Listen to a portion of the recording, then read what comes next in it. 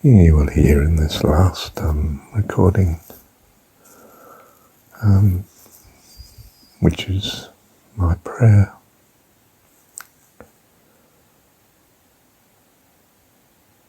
You actually hear my daughter Aria grinding her teeth. I only noticed it at the very end. It's because she's laying next to me. Asleep, I guess. It's 1:29 in the morning now. And I'm recording this, as you know, and have just recorded the other.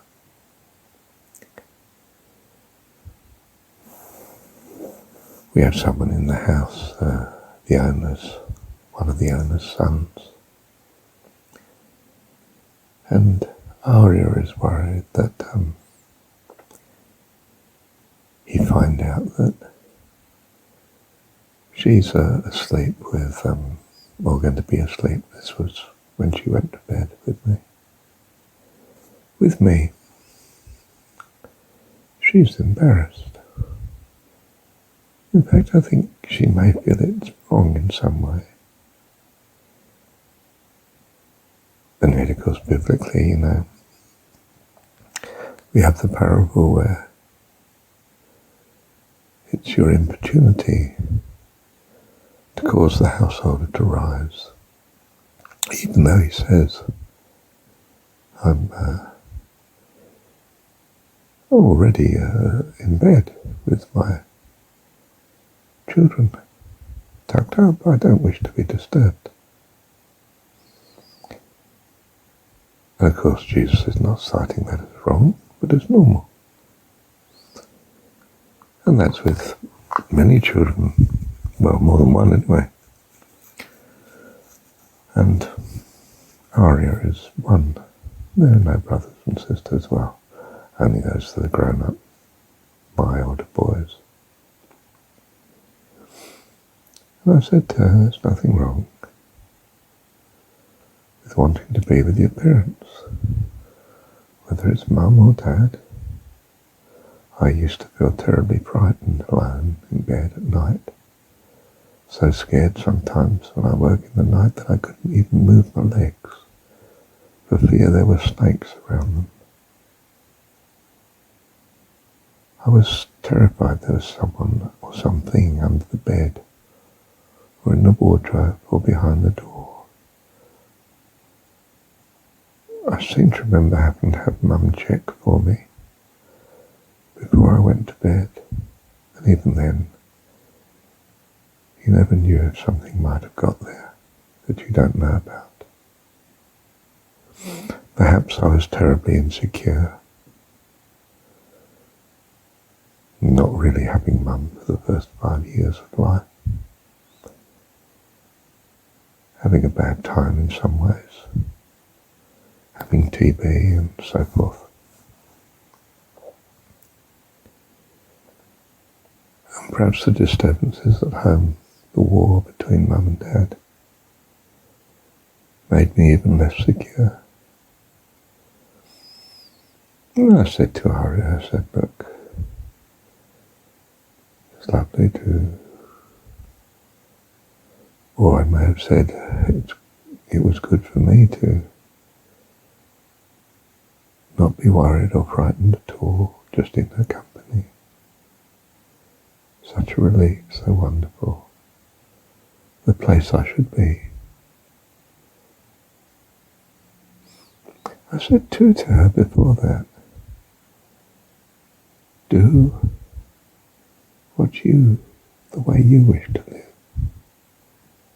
Don't be oppressed by what others expect or demand of you. You see, it's part of, I didn't say this to her, but it's part of you loving your God, what you value. You need to find out if it's right. Hopefully, the things you need to find out on and are wrong on are not too dangerous, or that you very quickly become sensitive to the fact they are dangerous, that they are, and you reject them quickly. But it is most important that you seek after and love your God. The personification, as I put it, of your values. Go as carefully as you can, of course.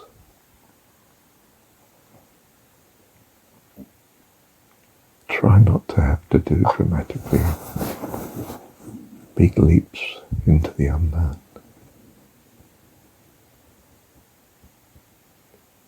Go for safety. Be cautious. But don't do nothing. That's a disaster. Keep moving in the right direction if you can. Watching for opportunity to get things right. Do what you think is right, what you value. Be careful. Try and be in harmony with all that's around you, but very determined to seek out the possibility of doing all that you understand to be good and right. God will do the rest. That's our trust. It's what a wonderful God would be doing. And it's a wonderful God that we love and worship. Our God. And Jesus tells us that the way is to think of him as our Heavenly Father. That is what the way is, as Jesus in the story understands it. And perhaps this story speaks to you. My friend Karen, holding a piece of Christian outreach literature with the cross laid flat, bridging man to heaven, said, "Of course you don't believe this, dear. How do you feel about this?" I said, "I respect every man's beliefs." And then I said to her, "But I do believe that. It's just that I don't believe it in your way. Jesus is the bridge to me, to heaven. He's the way," is what I was meaning by that to her. I wouldn't be obsessed with John 17 if that wasn't the case, would I? She wasn't sure what John 17 had in it. She thought it was something about belief. It was a traditional Christian quote she gave me from somewhere else, probably in John. She didn't know it was what the world calls the priestly prayer. She hasn't spent time on its content.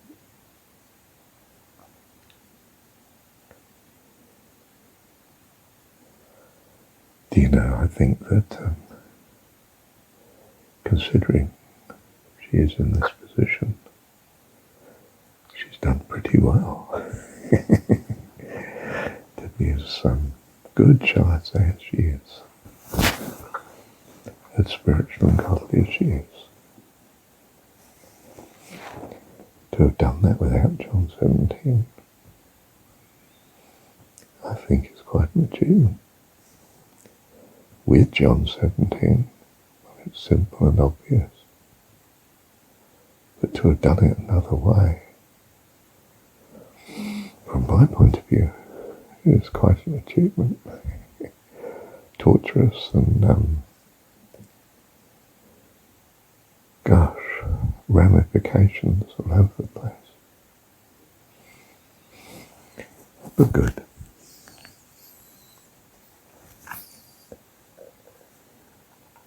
Let me pause there and listen to this. This was a long time later. This is weeks later. But I have the ending to this recording. I took a friend's daughter down to a retreat centre where she might have employment. Very safe, secure employment. People there are a great blessing.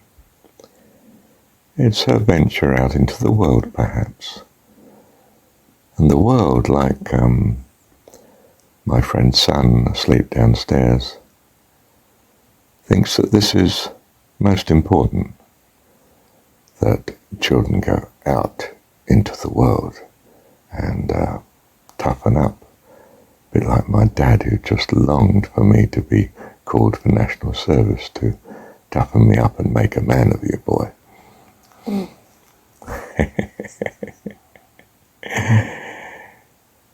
got it wrong. I knew he was wrong. Mum knew he was wrong. God didn't let it happen. God cancelled national service before I got to that age. God was ahead of Mum and Marshall, thank goodness, even though neither of them really owned him at all. Thank you, Heavenly Father. You loved us before time began. You loved us before you even thought of us. Because of who you are. Wonderful person. See, the world gets it wrong. You don't have to be the prodigal son that goes off and finds out that the pigsty is a pigsty and just hopefully remembers in the back of his mind that he is his father's son and he can go back home and he'll have a much better deal there than in the world, simply because his dad is who his dad is. In other words, he has confidence in the goodness of his dad. He hasn't got any confidence in the goodness of himself. He thinks he's now worthless, which is not true, of course. His dad's longing for him to come home. But that's not the story I wish to go into here. What I wish to point out is that there is another son who didn't go at all. He stayed at home. And he's a bit peeved, of course, that his brother's being welcomed back in and they're supposed to celebrate. Oh, goodness, didn't celebrate for me, and I've been here all the time. His dad comes to him and says, hey, look, all that I have is yours. Now think what that means for a moment. But it was meet that we rejoice that your son who is lost, my son who is lost, has returned. I want to rejoice. Come on, party with me. I need to be happy.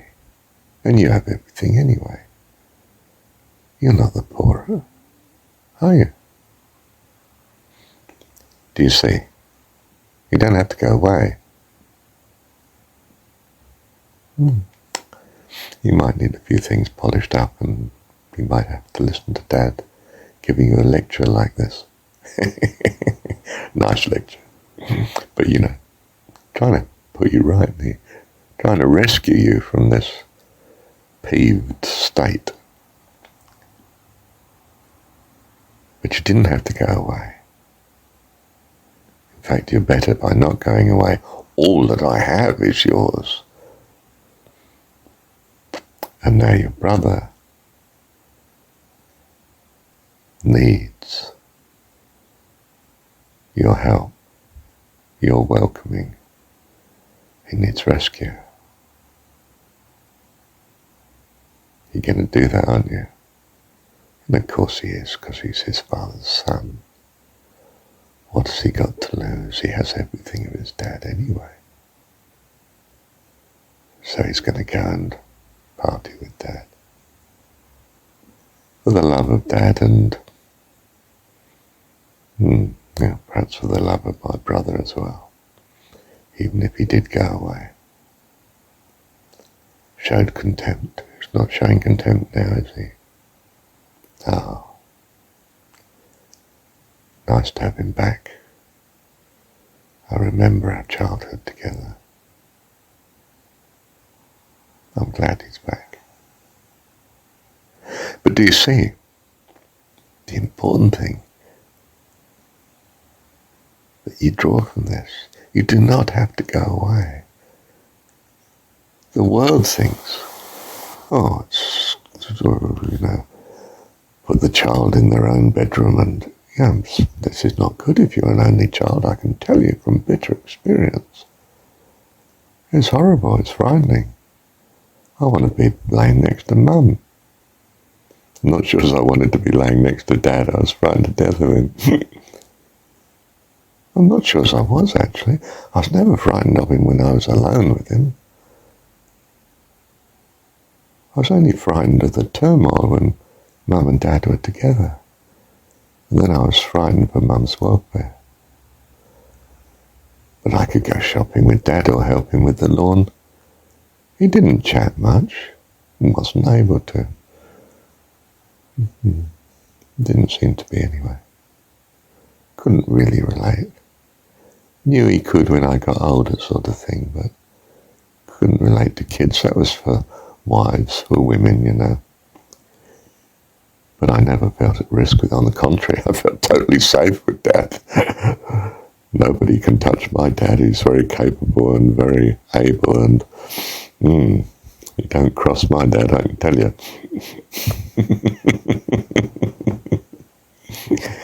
Yeah, but there was no affection between us.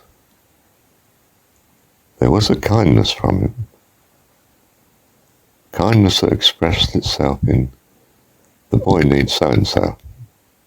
The boy, you'll notice, just could not abide my name.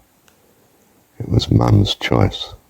And in a sense he was right not to abide it, because it was the name of another Canadian that she probably thought was rather a hunk, I don't mean my Mum was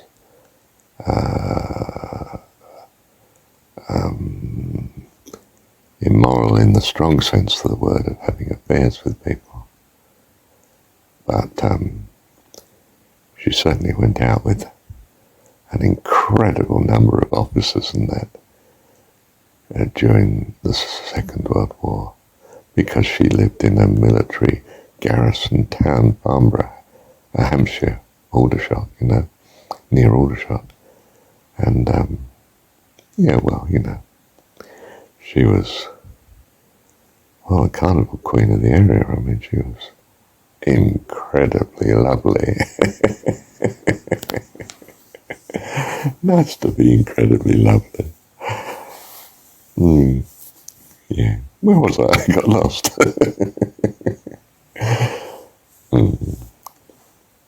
So I'm thinking of my other friend's daughter that I took down to see this retreat place where she could work, and I'm thinking, well, yes, it's a good option if you must go into the world, but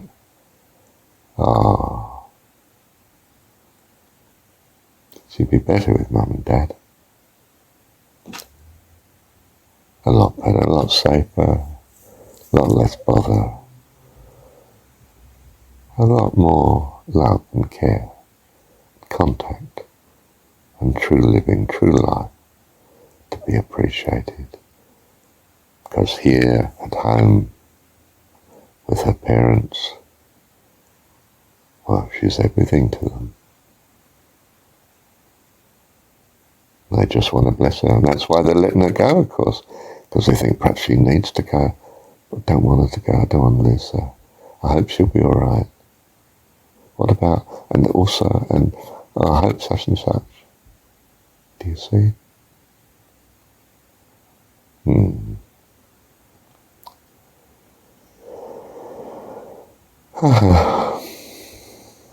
Well, let me pause again a minute.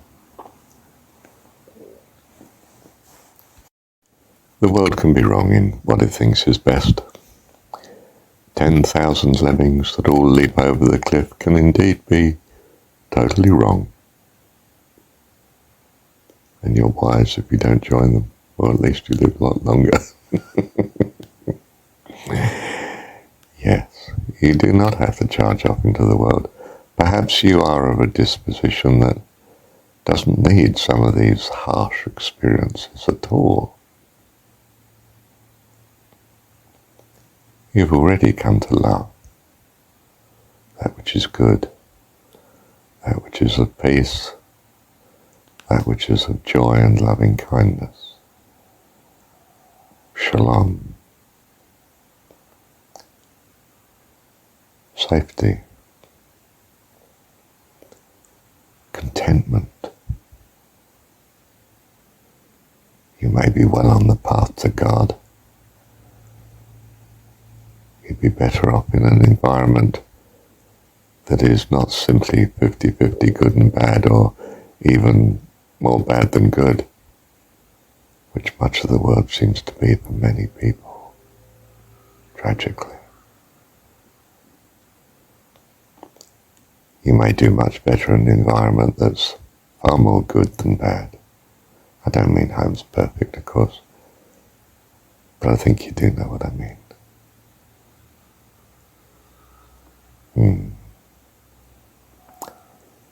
Either way, the parable had two sons. Why did he bother to introduce the second son that stayed at home? Well, he was an interesting case, wasn't he?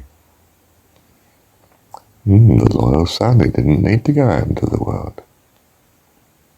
Didn't think it was a good idea. In fact, thought it was betrayal when his brother went.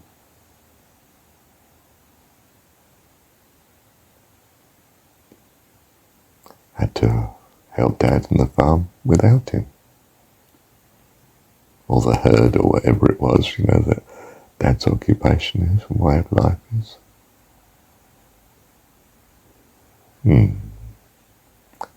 But all that I have is yours, son. It was right that we receive him and greet him home. He needs it. He's your brother. My son too. You know how I love you. Love you whether you're good or bad. I love him whether he's good or bad. And if I didn't, you would be concerned that perhaps you weren't as secure as you are in my love and care and provision.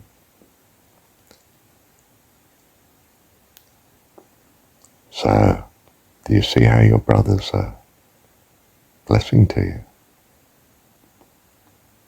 You can certainly be a blessing to him, can't you? Yes, Dad. Okay, come on then.